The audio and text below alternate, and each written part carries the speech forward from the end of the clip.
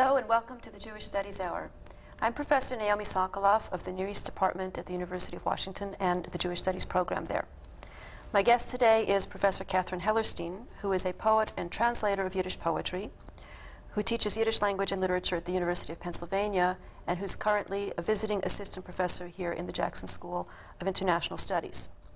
Her poems have appeared in the journals Poetry, Tikkun, and Bridges, and also in the anthologies Without a Single Answer and Piety, Persuasion, and Friendship, a source book on Jewish women's spirituality. She is translator and editor of Moshe Leib Halpern's early poems, In New York, a Selection. Her translations have appeared in numerous journals and anthologies, including a major selection in American Yiddish poetry, a bilingual anthology. She has published many scholarly articles on Yiddish poetry and most recently on women poets. The National Endowment for the Arts and the National Endowment for the Humanities have granted her fellowships for her work on Yiddish, and she was awarded the Marie Serkin Fellowship in 1991 to work on a new book, Selected Poems of Kadia Molodovsky. Welcome to Seattle. Thank you. Why Kadia Molodovsky?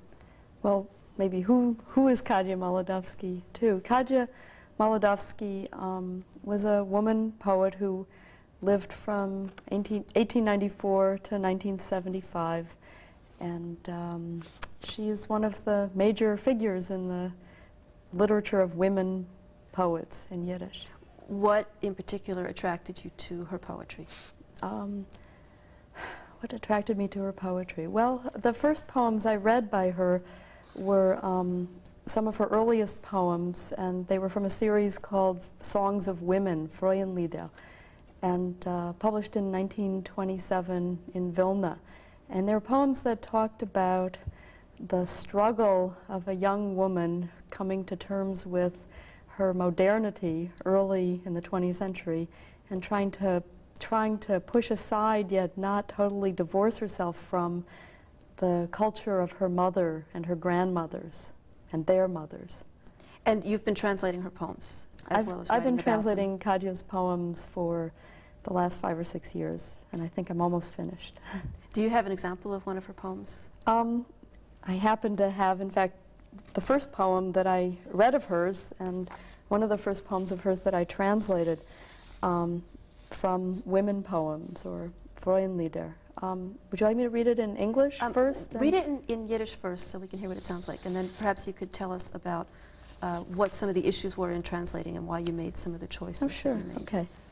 Frauenlieder. This is the first poem of an 8-poem sequence, and the title of the sequence, Frauen-Lieder, women-poem, sort of exemplifies the problems of being a woman and writing poems for a Jewish woman working in Yiddish. Es wollen die Frauen von unserer Mischpoche bei Nacht in Chalomes mir kommen und sagen.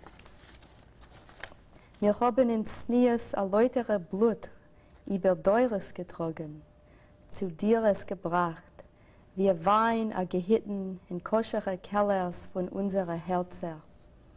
Und eine wird sagen, ich bin in Agune geblieben, wenn es seinen die Backen 2 rötliche Äpfel auf Bäumen noch gestanden. Und ich hab meine Zähne die Weiße zerkritzt in die einsame Nacht von der Wartung. Und ich will die Bobbes an Kegen gehen sagen, wie herbstige Winden jogen noch mir sich negunem verwelkte von eurer Lebens. Und ihr kommt mir an Kegen, wo die Gas ist nur dunkel und wo es liegt nur a Schotten. Und zu was hat das Blut ohne Tumme, es soll sein mein Gewissen, wie ein seidener Faden auf mein Mauch verbunden, und mein Leben ein ausgeflickt Blatt von a Sefer, und die Schure, die erste, verrissen. I'll read you my latest version of my translation. I've translated this particular poem about 15 different ways, but this is what I think I'm happy with now. Women poems. The women of our family will come to me in dreams at night and say, modestly we carried a pure blood across generations. bringing it to you like well-guarded wine from the cellars of our kosher hearts. And one woman will say, I am an abandoned wife, left when my cheeks were two ruddy red apples still fixed on the tree, and I clenched my white teeth throughout lonely nights of expecting.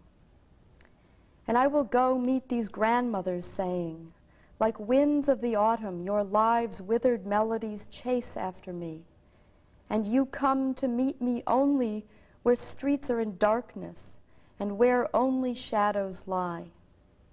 And why should this blood without blemish be my conscience, like a silken thread bound upon my brain, and my life a page plucked from a holy book, the first line torn?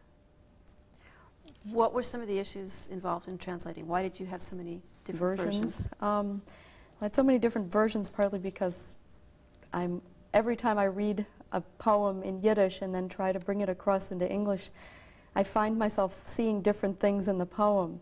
And it's very hard to make to stabilize an English version of the poem that incorporates all of the different aspects of what I see in the Yiddish. For example? For example, okay, in the second line of the poem, of the Yiddish, there's a very important word. Und wir haben in Sneas a leutere Blut über Deures getrogen.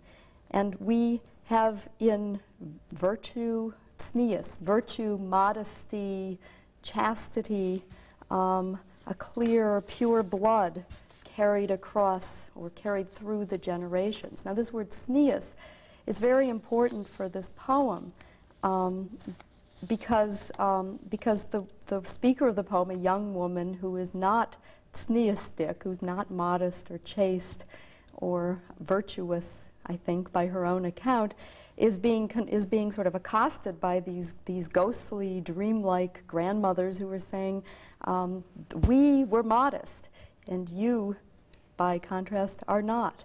Now, whether to translate sneas as modestly or in virtue or in chastity or chastely is a whole, opens up a whole, each option opens up a whole different reading of the poem. If you say chastely or in chastity, we carried our pure blood across generations, that's chastity suggests no sex at all, right? Or a kind of virginity, a perpetual virginity, in contrast to the sexuality of the speaker of the poem. However, though chastity is not really something very important in traditional Jewish culture, the world of the 19th century observant women that the grandmothers and the mothers in this poem represent. In virtue, like chastity, also suggests a kind of Christian connotation. And the women are virtuous, but sneastic in Yiddish, to be sneastic, a sneastic woman, is to be a woman who is virtuous, who doesn't flaunt herself, and has a kind of modesty, a kind of niceness about it. So virtue has a moral quality.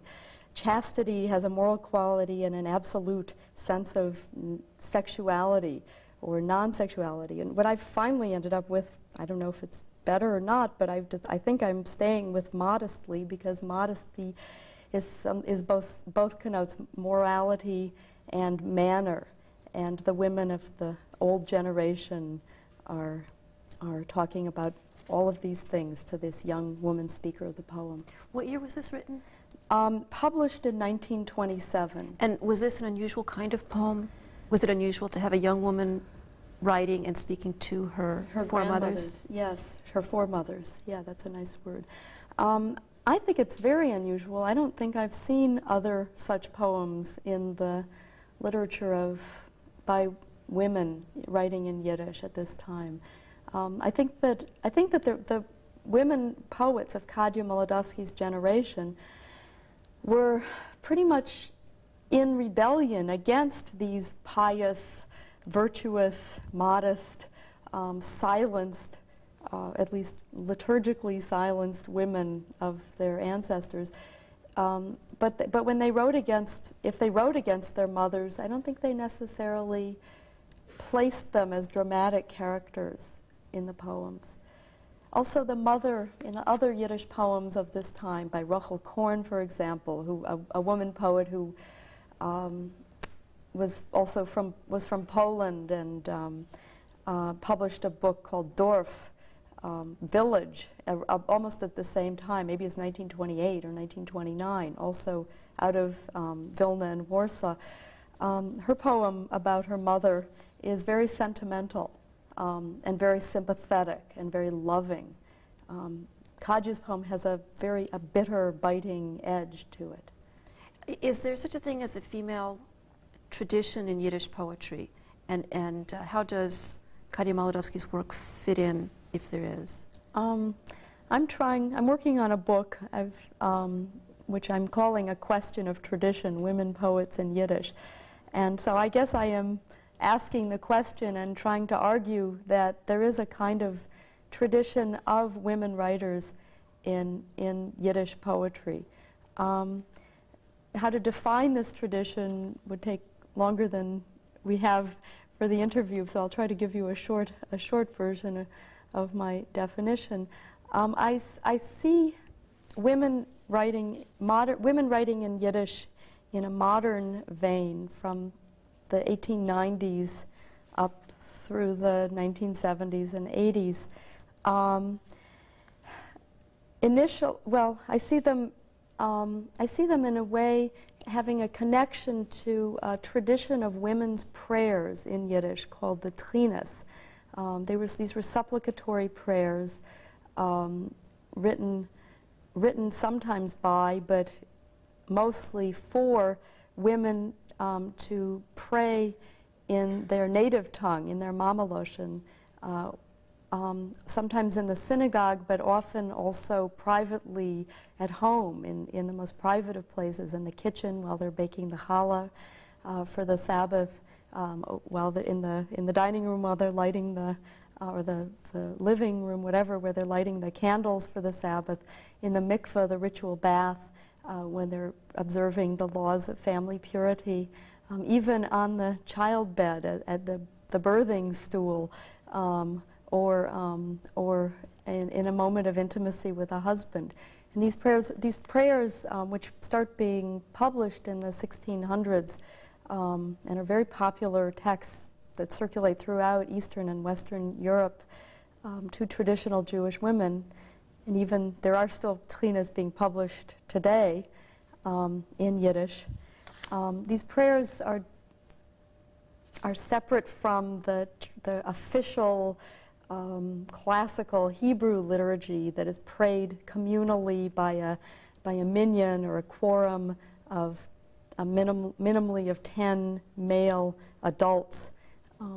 And I think that the women's poems, directly and indirectly, the secular poems, such as the one that I've just read you, speak from or speak against some of these prayers that were written in Yiddish. And do you feel that that some of the other women that you mentioned also draw on the Trinas, not just Kadia Malodowski? Not just Kadia Malodowski.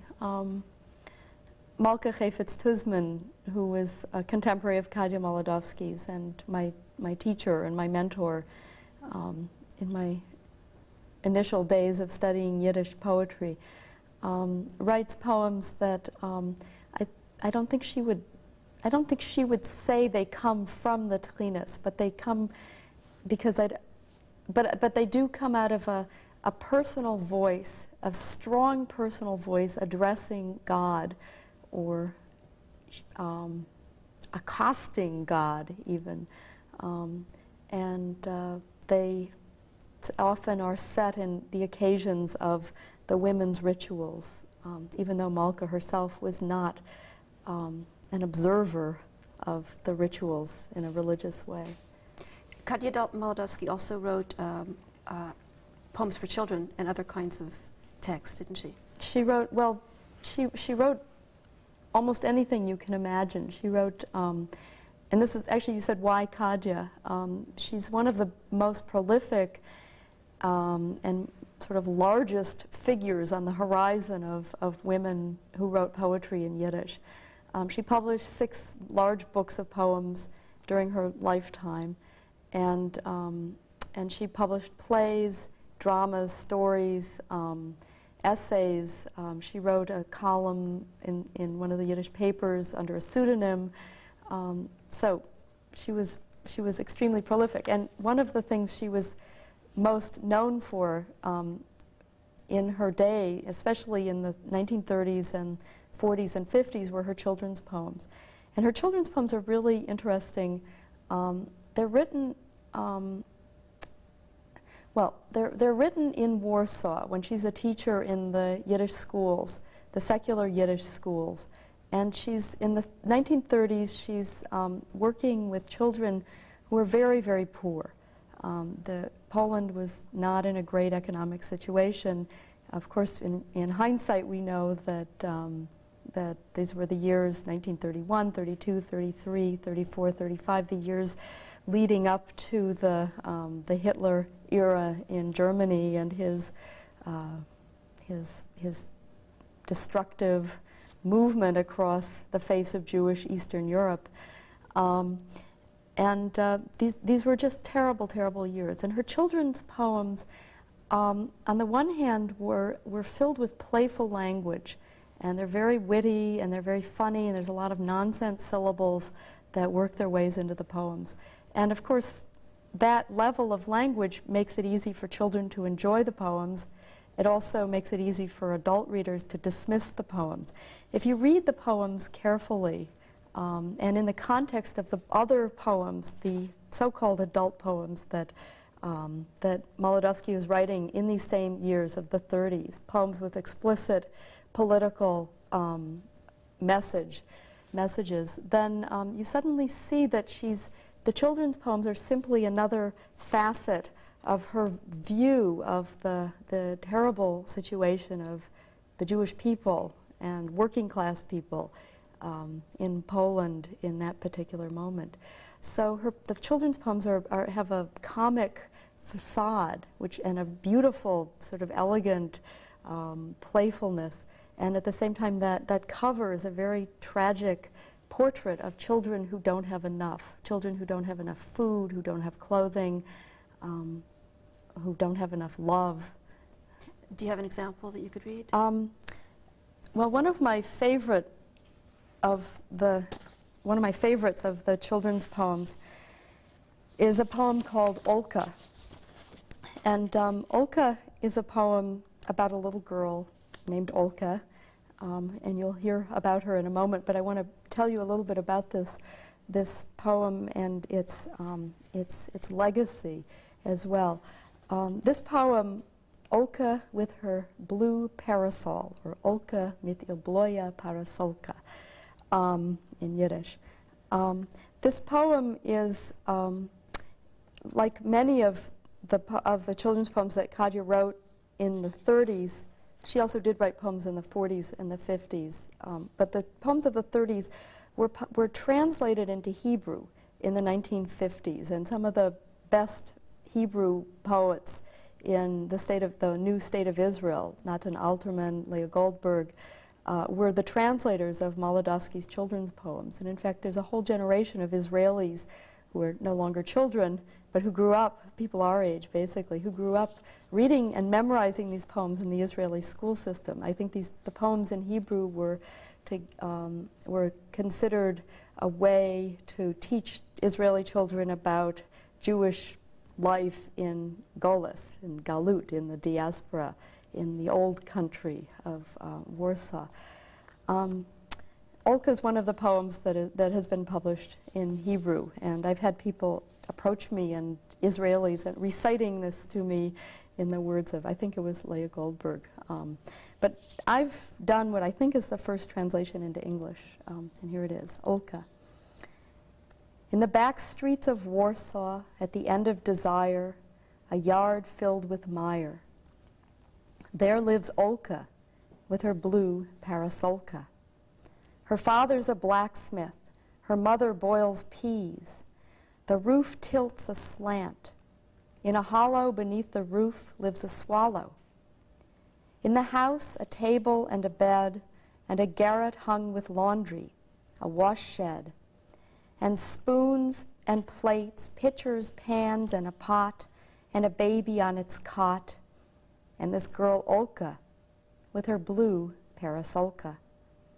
A maid 6 years old with hair like spun gold. Outside it's bright and mellow, and the sand is yellow. Olka picks up some sand to knead. She wants to invite her friends in for bread. But her mother yells to the maid so that the window panes quake, and her father, the blacksmith, then joins in. Get into the house. Little brother needs rocking. Pots and pitchers need watching. Water needs bringing. Shirts need rinsing. Potatoes need peeling. Stories need telling. A little to read, a little to write. Remember, I'll drive you out of the house tonight. When Olka goes to bring water for shirt rinsing, she sees geese walking. The goose walks proud and fine, and the goslings in a line, feathers of white, feet of red, then comes the gander, that noodlehead. Right then and there, Olka opens up her blue parasolka, and she has a roof and a house and geese numerous. Olka wants to walk with the geese all the way until the sun sets at the end of the day. But her mother yells to the maid so that the window panes quake, and her father, the blacksmith, then joins in. Get into the house. It's a workaday week. There's kasha to cook, wood to split, matches to be lit, a baby to hold, diapers to fold, a little to read, a little to write. Remember, I'll drive you out of the house tonight. When Olka goes out to split the wood, to hold the child, she sees birds flying in a line as long as a train, and above them, an airplane. Wings of white, birds up high, and above them clouds like blue smoke in the sky. Right then and there, Olka opens up her blue parasolka, and she has a roof and a house and birds numerous. Olka wants to stand there stock still until the sun sets over the hill. But her mother yells to the maid so that the window panes quake, and her father, the blacksmith, then joins in. Get into the house. Socks need darning, threads need turning, knots need tying, buttons need sewing. A little to read, a little to write. Remember, I'll drive you out of the house tonight. When Olka unwinds some thread to sew on buttons, suddenly the buttons spill down and strew themselves all across the town. Each button turns into a wheel, and the wheels begin to dance a reel. One of them races across the cobbles, rolling as fast as a runaway barrel. 2 spin a bicycle straight and narrow. 3 wheels on a plank make a wheelbarrow. 4 wheels get themselves into a brawl and harness themselves as a wagon to haul.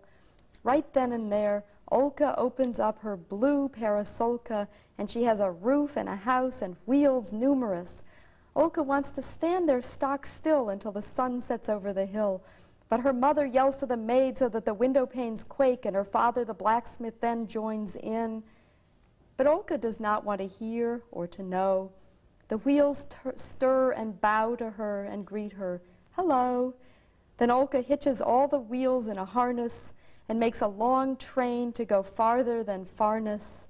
Then the train whistles and Olka travels away, far, far away, on a glowing white way. We have just a few minutes left. Do you have a poem of your own that you could read? Yes, I have a poem of my own. And you write in English, but you also incorporate Yiddish into your poetry. Yes.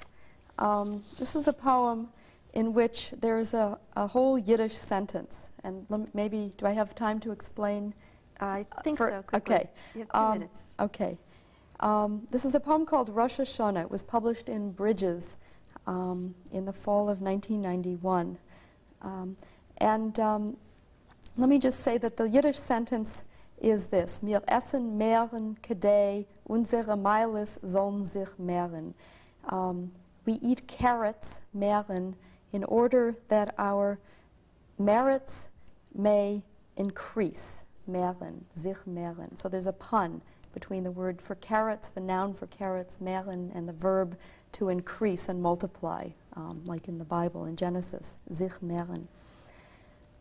Sweet wine that burns, a round loaf torn and dragged through honey, an apple honey-dipped yet sour, a pomegranate red as hands cupped in new snow. It holds 613 seeds. Once my grandmother counted them, as my grandfather named each mitzvah. We chew these jewels, hungry for good deeds, greedy to obey law's numbers.